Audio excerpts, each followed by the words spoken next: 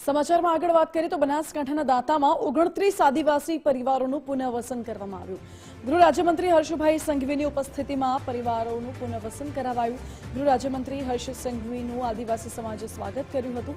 ઢોલ નગારા સાથે આદિવાસી નૃત્ય દ્વારા હર્ષભાઈ સંઘવીનું સ્વાગત કરાયું। હર્ષ સંઘવીએ પુનઃવસન માટે તૈયાર કરાયેલા ઘરોનું લોકાર્પણ પણ કર્યું। મોટા પીપોદરામાં ખેતરની પૂજામાં ગૃહ રાજ્યમંત્રી જોડાયા।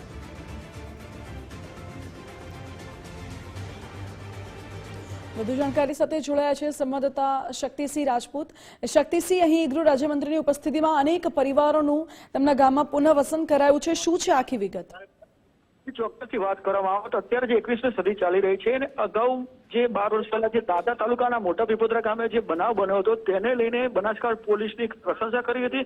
ગુજરાતના ગૃહમંત્રી હર્ષ સંઘવી જ્યારે મોટા પીપોદરા ગામે પહોંચ્યા ત્યારે ટ્રેક્ટર પર બેસીને તેઓ ગામમાં આવ્યા હતા અને ત્યારબાદ આદિવાસી પરિવારો જે 12 વર્ષ પહેલા ગામ છોડીને ગયા હતા તેમણે તેમનું સ્વાગત કર્યું હતું અને તેઓ અનેક કાર્યક્રમમાં જોડાયા બાદ તેમના તમામ પરિવારોનું પુનઃવસન કરાવ્યું હતું। ત્યારે સૌથી મોટી બાબત આજે જે જાણવા મળી હતી કે બનાસકાંઠા પોલીસની ગુજરાતના ગૃહમંત્રીએ ભારે પ્રશંસા કરી હતી અને જે ગુજરાત પોલીસે અને બનાસકાંઠા પોલીસે જે પ્રમાણે 29 આદિવાસી પરિવારોને અને 300 સભ્યોને જે પ્રમાણે સુંદર કામગીરી કરીને ફરીથી પોતાના વતનમાં લાવ્યા છે અને ચડોતરા પ્રથા આવનારા સમયમાં બંધ થાય અને આવનારા સમયની અંદર બધા હળીમળી રહે તેવી પણ ગૃહમંત્રીએ સભાની અંદર ટકોર કરી હતી।